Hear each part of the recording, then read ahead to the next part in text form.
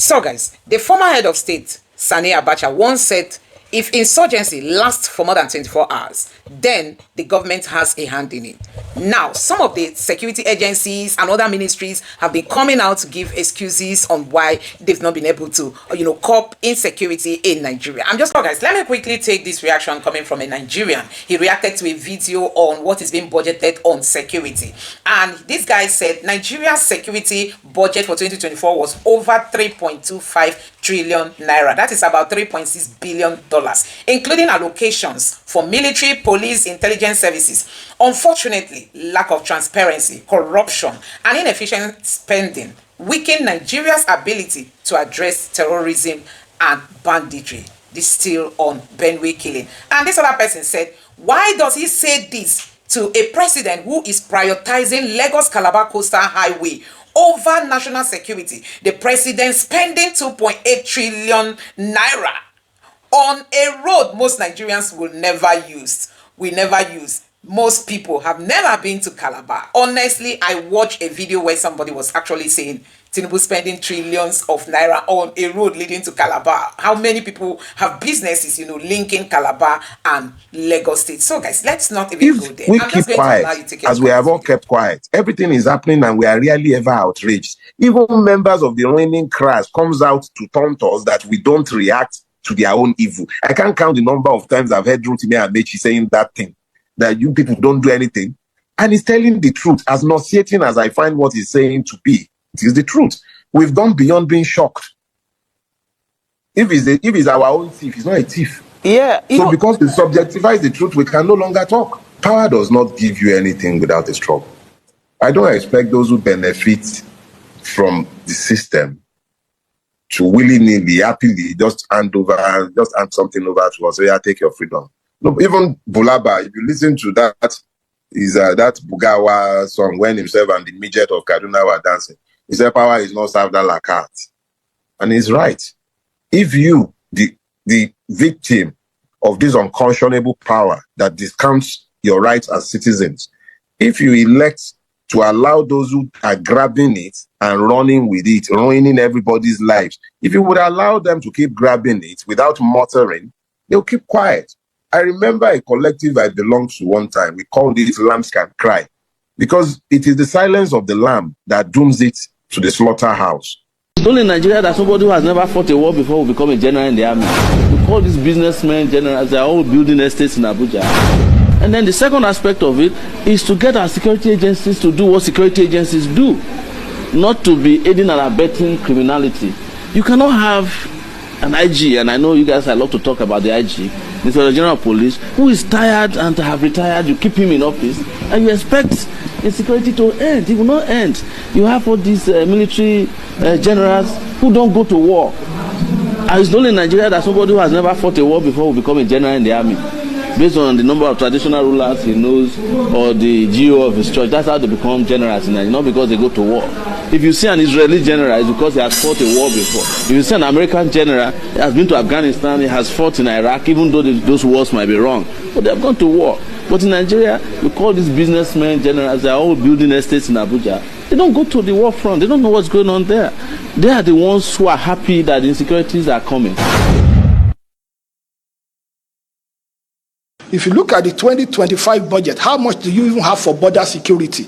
That's the truth. The whole budget of Nigeria Immigration Service is less than, it's about, the capital budget is less than 10 billion or something naira. And you want to protect 4,024 square kilometers of our border space. Are we joking? One, you kill one terrorist and the border is porous, 20 will come in and the military are challenged. So for us, we need to be very realistic with ourselves.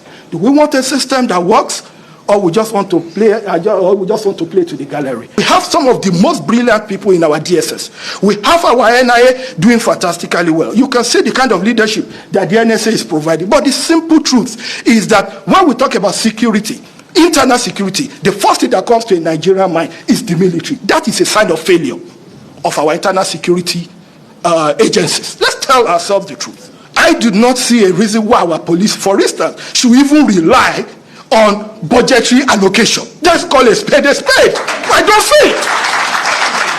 We're talking about the most populous black nation on earth. Africa has a population of 1.2 billion people. 240 of that population are Nigerians. And you have a police that depends on budget, capital release, and all these things, and you think we will be efficient. Sir, my brother Ben, I have utmost trust in your coordination as chairman of this council. For if we have an opportunity now to get it right. And also, before I leave, something is very important I must say. The attention that we are paying for cyber security, we are still living 20 years behind. You cannot continue to run a cyber security architecture on what's it called, an ad hoc arrangement. There must be proper security framework. I don't sympathize with the people of Benue State, neither do I sympathize with the people of Plateau State. You can hate me all you want. I did not come to this platform to come and massage your egos. You people must have heard of the recent unalivings that happened in Benue State not up to 3 days ago, where they unalived about 300 people, if not close to that. The people of Benue State and the people of Plateau State have been getting unalived by terrorists for years now, and they have not done anything significant about it. They are waiting for the government. Which government? Which government are you waiting for? Does the government care about you? On their mainstream news platforms, when have you heard about all this terrorism that are going on in all these states? Have you seen it there? The government are living their life. They don't care about you. Can't you see the way they are living? They are more concerned about 2027 election when we are still in 2025. And you are waiting for the government to come to your rescue. How? Look at VDM. He went into the creeks and he was showing us what happened in Benue State. Look at the killings. Look at the unalivings that happened there. Look at the life of children that were lost. And you people will still come out here and be complaining that VDM does too much. I don't wish you people well. You people would have complained about VDM. I don't wish you people well. Is it everybody that is perfect? The things that VDM is doing, can you do it? Years to come, you can never do it. And instead of you to appreciate him and appreciate the good works, you are looking at the sentiment. Things that don't matter. Your government that you have been calling on, that what have they done? What have they done concerning the issue? They are not even talking about it. They are not giving it any attention. They don't want the world to know about it. Even Pope, that is how many miles away, he heard about it and he sent condolences, even if I know that's not enough. But I don't blame him. It's not from Nigeria. The citizens of Nigeria, the citizens of Plateau State and Benue State, you people are yet to form that community and take laws into your own hands. Take laws into your own hands and defend your community. That is how it has been. Don't wait for government to come and defend your community for you. You think they can be everywhere at the same time? It's only a fool that will keep doing one thing the same way and expect a different result. You people are fools. You people are fools. You have been doing the same thing for how many years and you have not gotten any result and you are still doing it. You have been crying and you are still crying and you are not getting any result. Why are you this foolish? Is it not high time for you to take laws into your hands and defend your community? Is it not high time? Do you know how many years these killings have been lingering and nothing has been done about it? I always come here and give Nigerians advice. You people don't listen. You people don't listen. That's why I don't like talking to Nigerians. You people are dumb. You people don't listen. I also saw a post recently that some people came out to come and stand in solidarity with President Bola Ahmed Ntinubu, you know, making it look like they will vote for him again if he comes to 2027. They appreciate all the things he's doing with all the killings that is happening at their backyard. People are dumb in this country. People are dumb. Is it not enough what the government has shown you people? Is it not enough that they don't care? If it's other countries, civilized countries, where they have reasonable leaders, you think with the killings that just happened in Benue State now, or the killings that have been happening in Benue State and Plateau State, you think they will just be silent about it? You think they would have not wiped up the entire terrorists from this country? Those are leaders that love their people. The people don't even need to cry before the leaders get to action. And if the people say, no, we are tired of this leader, the leader will resign because the power belongs to the people. But here in Nigeria, you people are afraid. People are afraid that you are the one that your life is being threatened. You are the one that your life is being attacked on a regular basis. And you are still afraid to speak up. You are a fool. If you people don't have sense. If you people you people should continue on that movement, continue on that path, continue waiting for government. They will wipe all your villages out. That is the price you pay for treachery. That is the price you will continue to pay until you rise up and say, enough is enough. It is up to you to do it. You did it during NSAS. You can do it again. Can you imagine Fulani people telling you, if you remove Fulanis from Yoruba forest, imagine Fulani telling you, if you remove them from your ancestral lands, there will be war, and you are panicking, and you have not asked yourself, why are they not saying something about the East? Why did they not say to Eastern Security Network? Why did they not say to me, if you don't stop evacuating Fulani terrorists from the forest, there will be war? Because they know, they understand psychologically that you don't have what it takes to resist them. Your lives are being taken away from you. Your forests are being occupied. Your mothers are being raped. Your daughters are being abducted. And the whole national government, presidency, is supporting such people. And you're telling me that Nigeria is viably sustainable. Is that what you're telling me? That somehow this contraction is sustainable, it is viable. It can never be. Because the more you stay in one Nigeria, the more you are inviting the Fulanis to take over your ancestral lands, to take over your villages, and to make life a misery for you. That is the end game. That is the outcome. If you doubt me, go and do a bit of research. Ask yourself, who are the Hausa people? Who are the Nupe people? Who are the Bachama people? All of these people were steamrolled by the Fulani march to the Atlantic Ocean. And now they're in Yoruba land. They're in their forests. They are in their forests. And who is going to drive them away from there?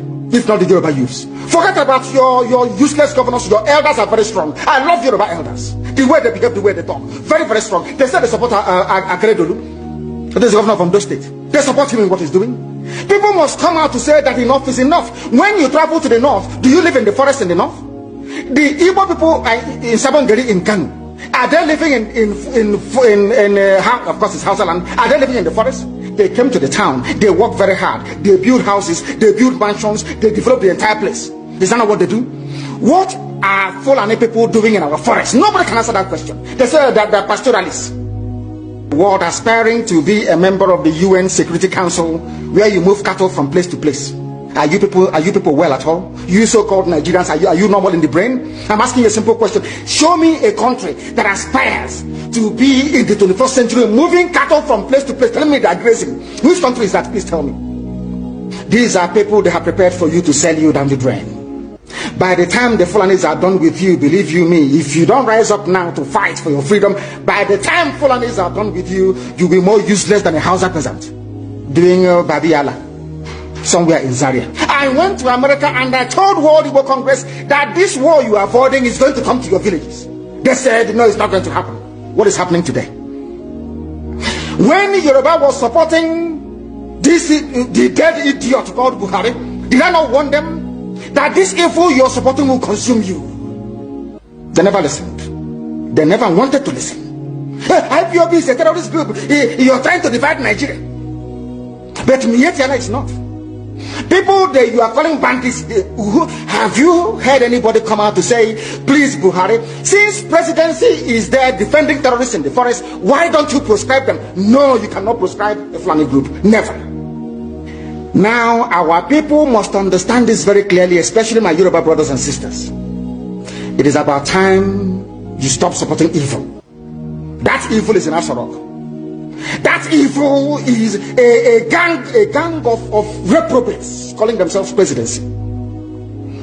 The more you keep on supporting evil in the zoo, the more your land will be taken from you. The more your daughters will be raped and abducted, the more your sons will be slaughtered in cold blood. And under one Nigeria, there is nothing you can do about it.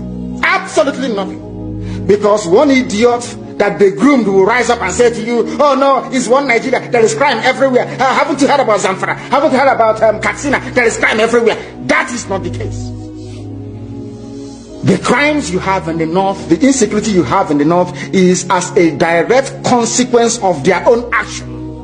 We must rise up and say that enough is enough. But there must be no criminality. Once you allow criminality to come in, then you have failed woefully. Continue, I would like to commiserate with about 200 families in the past few months in those states that have had their mothers slaughtered in the farms, have their fathers and children slaughtered in the farms, and those who have suffered kidnapping, as happened recently in Nauchi, around the Bera camp, not far from the military checkpoints, where 4 people were kidnapped from their own streets at Igbora camp in Auchi.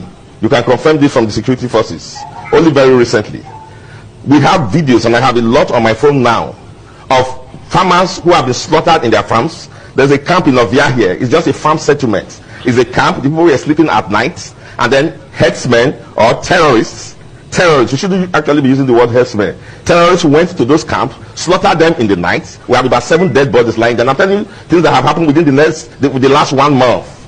Now, burnt down some part of their houses.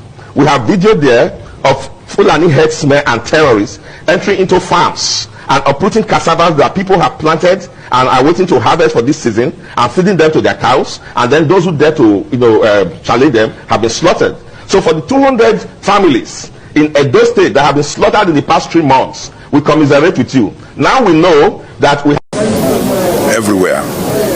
You see, when one incident happened, hundreds of incidents have been prevented that are not known to the public. So that this happened does not mean that we have not been deploying. We have actually been deploying. We've been working together with the military and with other security agencies to ensure that this reign of impunity of these criminal elements ends, and we are committed to this. This attack on the peaceful Yelewata community is one attack too many. It is not just an attack on the people of Benue State. It's an attack on the entire nation, and we are not going to accept it. The people of this community are not alone. We are with them. The entire Nigerian communities are with them. A day will come when these bandits will come to operate as they used to, and they will never return. That day is drawing nearer. I can assure you that we are committed to fight this battle and win this war. My appeal to the community is to cooperate with us. They know their environment more than anyone else. They should give us information. They know the strangers. They can recognize strange movements. They can see the signs that warns that there is an impending danger. They should please give information to us. And I want to assure them that any information given to our commanders on ground will be treated with utmost confidentiality. We must all work together to defeat this evil represented by bandits and criminal gangs in our country. Thank you. So guys, the Minister for Interior, Mr. Tunji, has come out to make some statements saying security architecture of Nigeria is a joke, and Nigerians have been reacting to that. I'm going to take you must have seen the video in the beginning of this video. You know, he's saying that the security architecture in Nigeria is just a joke. People are not serious with fighting insecurity in Nigeria, and that is the main problem that we are having. Anyway, let's take a look at some of the reactions coming from Nigerians. This person said Nigeria's security budget for 2024 was over 2.25 trillion naira, about $3.6 billion, including allocation for military, police, intelligence services. Unfortunately, lack of transparency, corruption, and inefficiency. Spending weaken Nigeria's ability to address terrorism and banditry. Oh my God, this one is just it. You know, this one is just it. So, some people have been saying that the inability to fight insecurity because of corruption, that all the money that is being, you know, allocated to security is never being used. People are not ready to mount border at various borders to stop these Fulanis from coming in. We have porous borders and nothing is being done to cope, to make sure that the entrance of foreigners into Nigeria is being coped. Because we've been told that these are Fulanis. They are not originally Nigerians. They are coming from other countries wanting to take over people's land by fire, by force, and the only way they can do it is to buy the people and forcefully live in the place. Ntinubu came in, Nigerians thought Ntinubu is going to address insecurity and at least return IDPs back to their community. But see, Ntinubu now 2 years is already trying to, already setting up campaign for 2027. Ntinubu wants to come back. When he didn't achieve anything the first time, Ntinubu wants to come back the second time. So guys, a whole lot is happening. Let me know what you think about this in the comment section below. Please don't forget to comment. Don't forget to subscribe to the channel, turn on the notification bell. Please give this video a like so that YouTube can recommend it to others, and drop your thoughts in the comment section below. Thank you.